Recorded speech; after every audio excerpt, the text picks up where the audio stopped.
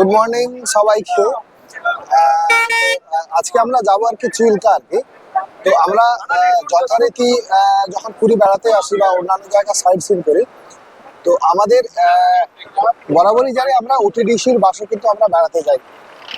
কিন্তু ডিসেম্বর মাস নাগাদ কিন্তু ওটিডিসির যে বাসগুলো পান্থনিবাস থেকে ছাড়ে বা যে সমস্ত বেসরকারি সংস্থার বাসগুলো ওই পান্থনিবাসের পাশাপাশি বিএমডব্লিউর কাছাকাছি থেকে ছাড়ে, এই সময় কিন্তু ডিসেম্বর মাস নাগাদটা শেষের দিকটা কিন্তু ওই জায়গা থেকে ছাড়ে না। তারেমানি নামক একটি জায়গা আছে যেটা আপনার পুরী স্বর্গদ্বার থেকে প্রায় 5.5 কিলোমিটার মতো লাগে। আর পুরী রেল স্টেশন থেকে আপনাদের মোটামুটি 1.5 থেকে 2 কিলোমিটার মতো লাগে। ওই জায়গা থেকে এসে কিন্তু আপনাদের বাস ধরতে হবে। আর আপনাদের যেখান থেকে বুক করবেন সেখানকার এজেন্টরা কিন্তু আপনাদেরকে বলে দেবে, তো আপনারা যতই চলে আসবেন। তবে এখানে একটা জিনিস যেটা আমার নেগেটিভ দিক লাগলো, ওখান থেকে যখন আসবেন অটো বা টোটো যে জায়গাগুলো থেকে আপনারা আসবেন তাদের ভাড়া কিন্তু অস্বাভাবিক 300-350 টাকা মতো লাগবে। মানে অ্যাপ্রক্সিমেটলি আপনারা কিন্তু 150 টাকার বেশি কিন্তু দেবেন না। মানে খুব একান্ত থাকলে আপনারা কিন্তু 200 টাকা দেবেন। তো আমরা যে বাসে করে যাচ্ছি, পাবলিক বাস অবশ্যই, সেটা আপনাদের দেখায়। চলুন যাওয়া যাক।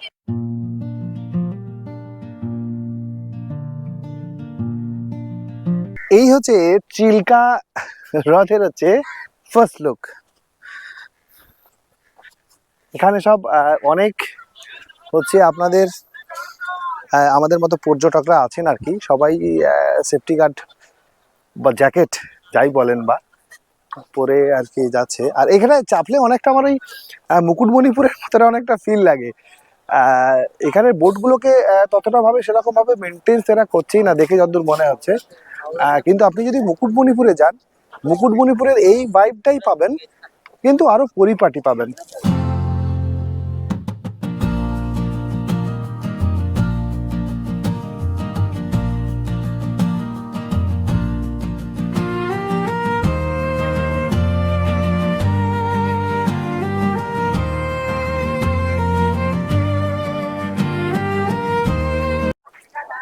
চিল্কা বেড়াতে এলে কিন্তু এখানে অনেক রকম ফ্রড হয়। সেই ফ্রড থেকে আপনি বাঁচবেন কিভাবে? দেখুন, প্রথম কথা, এই ফ্রডগুলো একদম চোখ বুজে হয়। প্রথম কথা, আপনি যখন স্বর্গদ্বার থেকে আপনার আসবেন, এখান থেকে অটো ভাড়া 250-300 টাকা নেবে। আপনি চেষ্টা করলেই কমাতে পারেন। আপনি যে হোটেল থেকে আছেন সেখান থেকে 100 মিটার 200 মিটার হেঁটে এসে ভাড়া বাঁচাতে পারেন। 1 2 নম্বর, আপনি যখন চিল্কা বা বিভিন্ন জায়গা বেড়াতে যাওয়ার জন্য প্রাইভেটে গাড়ি বুক করবেন, খুব সাবধান থাকবেন। যেমন আজকে আমার চিল্কার ক্ষেত্রে হলো, আমি যখন বুক করেছিলাম বলেছিল 250 টাকা বাস ভাড়া আর হচ্ছে 350 টাকা বোট ভাড়া, অ্যাজ ইউজুয়াল 600 টাকা। কিন্তু আমাকে বলা হয়েছিল এসি বাস, কিন্তু এলাম নন এসি বাস। যথারীতি আমার 60 টাকা ওখান থেকে ওরা এক্সট্রা নিল। আর 2 নম্বর হচ্ছে বোটের ব্যাপারটা। যখন বুকিং করে ওখান থেকে বলা হয়েছিল বোটে 12-13 জনের বেশি কিন্তু দেয়া হবে না, কিন্তু এখানে এসে শুনলাম 16 থেকে 17 জন নেবে, তার উপরে আপনার 350 টাকা। আর সব থেকে যেটা ব্লান্ডার লাগলো আমার ক্ষেত্রে, এই দেখতে পাচ্ছেন এই সেফটি জ্যাকেট পরে আছি, এর জন্য কিন্তু অ্যাডিশনালি 20 টাকা ওনারা চার্জ করছেন, যেটা কিন্তু একদম মেনে নেওয়া যায় না। কারণ আপনারা 350 টাকা নিচ্ছেন, তার উপরে কিন্তু এই 20 টাকাটা ওনাদের সেফটি পারপাসে দেওয়া দরকার। মানে এখানে হচ্ছে, মানে জানি না আমার কথাটা কতটা যৌক্তিক বলে বলা হবে, বেড়াতে উড়িষ্যা বেড়াতে এলে আপনাকে যে পকেট খালি করতে হবে সেই বিষয় কিন্তু নিশ্চিত। আর এখানে কথা শোনার মতো আমার মনে হয় না কেউ নেই। যদি আমি কিছু ভুল বলে থাকি প্লিজ আমার কমেন্ট বক্সে কিন্তু আপনারা কমেন্ট করে জানাবেন। জয় জগন্নাথ বলে আমরা বোটে বসলাম। তবে একটা জিনিস আপনাদের নিঃসন্দেহে বলতে পারি, আপনারা যদি প্রাইভেটে জেটেতে আসেন তো আপনারা বসে যে কমফর্ট জোন সেটা কিন্তু পাবেন না। মানে ওটিডিসির বাসে গেলে আপনারা মোটামুটি 12 থেকে 13 জন, মানে ওখানে আপনারা ফ্রি পাবেন। এখানে কিন্তু প্রচুর কাজ হচ্ছে, আপনারা নিশ্চয়ই দেখতে পাচ্ছেন বোটটা ক্যাপাসিটিটা কত বুঝতে পারছেন, একটু ছোট মতো লাগছে।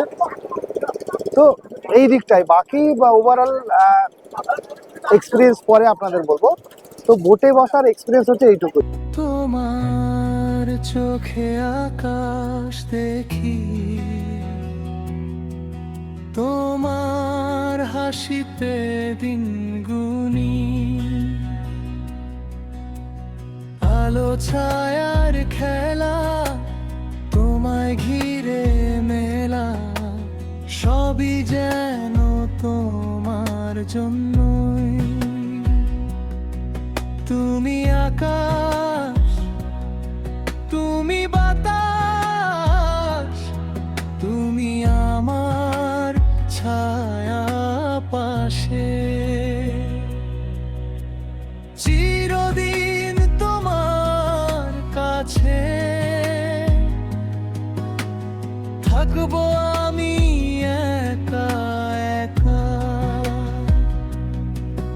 তোমার ছোঁয়ায় প্রাণ জাগে, তোমায় ভালোবাসি বেঁধে রাখা। এই শীতের সময় কিন্তু এখানে বহু পরিযায়ী পাখি আসে, যা কিন্তু খুব সুন্দর লাগে। মানে আপনারা বেনারস যদি বেড়াতে যান, তো বেনারস বেড়াতে গেলে এই সময় ওখানে অনেক পরিযায়ী পাখি আমরা দেখতে পাই। তবে এখানে পরিমাণটা অনেকটাই কিন্তু বেশি। আচ্ছা, এই যে প্রথম আমরা এলো, আমাদের বোটটা এসে দাঁড়ালো, এইটা হচ্ছে লাল কাঁকড়া স্পট আর কি। তো এখানে আচ্ছা লাল কাঁকড়া দেখানো হয়, কিন্তু আমরা এখন বাজে হচ্ছে 12টা নাগাদ। এই সময় তো লাল কাঁকড়ার আমরা কোনো রকম গন্ধ পাচ্ছি না। তবে ইনি যেনারা বোটে চালাচ্ছেন, মাঝিরা আছেন, ওনারা একটা কথাই বললেন, এখানে মোটামুটি আপনাদের ওই সকালবেলার দিকে আর কি, ভোরবেলার দিকে লাল কাঁকড়াটা দেখতে পাওয়া যায়। আর হচ্ছে আপনাদের বিকেল বেলার দিকটা যদি আপনারা এই দিকটা করে ঘুরতে আসেন, তখন কিন্তু লাল কাঁকড়া দেখতে পাওয়া যায়। তবে আমাদের দীঘাতে যে তাজপুর আছে বা মন্দারমণি বিচ আছে, সেখানে যেমন দূর থেকে ছোট ছোট লাল কাঁকড়া দেখা যায়, এখানে আমি জানি না, হয়তো তার থেকে আরো বড় বড় দেখা যায়। তো এনারা যিনি মাঝি আছেন, উনি বলেছেন লাল কাঁকড়া ধরে এনে দেখাবেন। চলুন, উনি না আসা অব্দি তো আপনাদের আমি দেখাবো। এই দেখুন, আপনারা এই দেখতে পাচ্ছেন লাল কাঁকড়া। কারণ এখানে এসে আপনাদের অনেক সময় লাল কাঁকড়া দেখতে পাওয়া যায় না। তো এইখানে একটু হচ্ছে আমাদের বাড়তি পাওনা, এটা আমার মনে হলো। আপনারা যখন দীঘাতেও যাই বা মন্দারমণিতে যাই, আমরা কিন্তু এত কাছ থেকে আমরা লাল কাঁকড়াকে কিন্তু দেখতে পাই না, মানে এত কাছ থেকে সত্যি দেখতে পাই না। তো যাক, এখানে এসে এটা আমি কিন্তু এক্সপেক্ট করিনি, এটা আমার হচ্ছে এক্সপেকটেশনের বাইরে এই লাল কাঁকড়াকে দেখা। আমি জানি না আমার ক্যামেরাতে কতটুকু পাচ্ছে, আশা করি দেখতে ভালোই পাবেন আপনারা। প্রায় 40 মিনিট ধরে এলাম যে জায়গায় আমাদের এখন পয়েন্ট নিয়ে এলো, ডলফিন পয়েন্ট। তো এখান থেকেই ডলফিন দেখা যায়। তো এখন আমরা ডলফিন দেখতে পাবো কি না সেটা জানি না, সেটা সময়ের উপর ছেড়ে দিই। অবশ্যই পেলে আপনাদেরও দেখাবো। তো এই দেখুন, আমাদের মতো অনেকেই সব এখানে আছেন ডলফিন পয়েন্টে ডলফিন দেখার জন্য। আর তবে আর একটা কথা বলি, ডলফিন দেখার জন্য বেস্ট সময় হচ্ছে বিকেলের দিকটা আর হচ্ছে সকালের দিকটা। তো সকালের দিকটা তো সম্ভব না আসা, তো আপনারা যদি আসেন এখানে, তো আমি আপনাদের রেকমেন্ড করবো আপনারা একটু এই বিকেলের দিক করে আসবেন। তাহলে কিন্তু আপনারা ডলফিন দেখার চান্স কিন্তু 90% আপনারা বেশি পাবেন। চলুন, আমরা ডলফিনের জন্য অপেক্ষা করতে থাকি। যদি দেখতে পাই, তো আপনাদের কিন্তু অবশ্যই দেখাবো। এই বিষয়ে কিন্তু কোনো ডাউট থাকবে না। আমাদের হতাশ হতে হলো, প্রায় আধ ঘন্টা যাবত এখানে বসে রইলাম, কিন্তু ডলফিনের দেখা পেলাম না। যাই হোক, একটা নতুন এক্সপিরিয়েন্স হলো চিল্কা হ্রদে বেড়াতে এসে।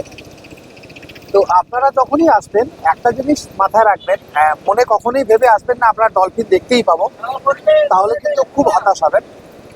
এটা লাকের উপর নির্ভর করে।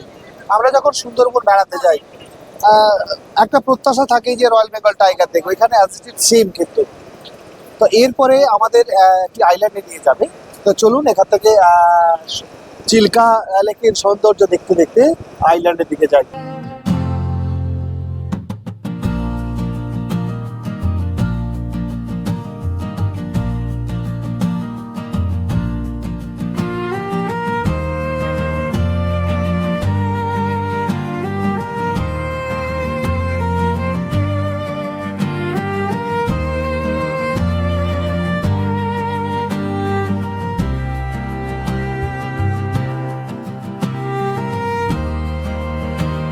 আমাদের এই বোট থেকে নামিয়ে দিল, এটা হচ্ছে সিম আউট আইল্যান্ড। তো এখানে আমাদের হচ্ছে সময় দিয়েছে 1 ঘন্টা। তো 1 ঘন্টার মধ্যে এখানে মোটামুটি ঘুরে ফিরে দেখা। তো এখানে অনেক দোকান আছে, বিস্কুট, আপনি নানা রকম স্ন্যাক্সের দোকান আছে, আপনারা খেতে পারেন। আর এখানে অনেকগুলো মাছ আছে, এনারা বলছেন আর কি, জেলেরা বলছেন আর কি, এই আপনার ভেটকি মাছ থেকে আরম্ভ করে टेस्ट करो अच्छा रहेंगे। চিংড়ি মাছ থেকে আরম্ভ করে ক্যাঁকড়া মাছ থেকে আরম্ভ করে এনারা কি করছেন আর কি, ফ্রাই করে ভেজে দেবেন আর কি। তো আপনারা এলেও কিন্তু এর স্বাদ নিতে পারেন, একদম দেখে তো ফ্রেশ মাছ মনে হচ্ছে। তো আপনারা এলে কিন্তু এটা একবার টেস্ট করবেন। আর এই দিকটা হচ্ছে আপনার ঝাউ গাছের জঙ্গল আছে। চলুন ঝাউ গাছের জঙ্গলের ভেতরে, আহ, ভালোই লাগবে অবশ্যই, চলুন যাই, দেখা যাক। তবে একটা জিনিস কিন্তু আমাদের খারাপ লাগে, কি বলুন তো, আমরা জায়গাকে সঠিকভাবে ব্যবহার করতে জানি না। আর এই দেখুন, এই যে আছে আর কি Chilka store of sea beach, আর এটা ল্যাটিটিউড লংটিটিউড দিয়েছে আর কি, টোটাল মেজারমেন্ট দিয়েছে, কতটা ডিস্টেন্স এরিয়া কিলোমিটার বা এরিয়া আছে তার মধ্যে দিয়ে রেখেছে। হালকা কুয়াশা জলের গায়ে ধোয়া ধোয়া সকাল, ঠান্ডা হাওয়া পাতা নড়ে ধীরে কাঁপে নৌকার বুক, চুপচাপ বসে আছি মনটা হালকা। নৌকো ভাসে শীতের নদী ধীরে ধীরে, পাখির ডানায় মিশে যায় আমার শ্বাস, মুখে লাগে নরম হাওয়া জলের গন্ধ। চিল্কা ভ্রমণের এটাই হচ্ছে আমাদের শেষ গন্তব্যস্থল। এরপরে আমরা ফিরে যাব। তো আপনাদের একটা জিনিস বলে রাখি, আপনি জানেন নতুন ব্লগার, ব্লগিংটা শখের বশেই করি। আর আমার এই চ্যানেলে দেওয়া ভিডিওগুলো যদি আপনাদের ভালো লেগে থাকে, প্লিজ লাইক করবেন, শেয়ার করবেন আর সাবস্ক্রাইব করবেন, আর পাশে থাকবেন। আবার দেখা হবে নতুন কোনো জায়গায়, নতুন কোনো ভিডিও নিয়ে আপনাদের সামনে উপস্থিত হব। প্লিজ পাশে থাকবেন।